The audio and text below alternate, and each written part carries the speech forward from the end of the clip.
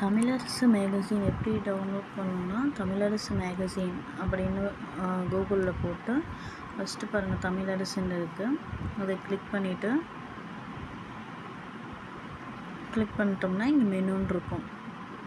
அதை கிளிக் பண்ணோம்னா உள்நுழைவு, அதுக்குள்ளே போனீங்கன்னா புதிய கணக்கை உருவாக்குக. இல்லை நீங்கள் எப்படி வந்துட்டு அப்ளை பண்ணணும் அப்படிங்கிறது பாருங்கள். பயனாளர் கையேடு, புதிய சந்தா பதிவு செய்தல், சந்தா புதுப்பித்தல், அந்த மாதிரிலாம் இருக்குது. அதை நீங்கள் யூஸ் பண்ணிக்கலாம்.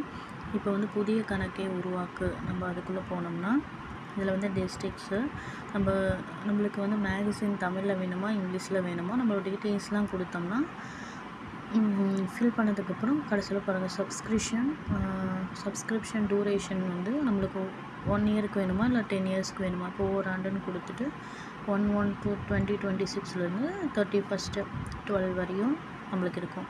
அதுக்கப்புறம் பே பண்ணணும்.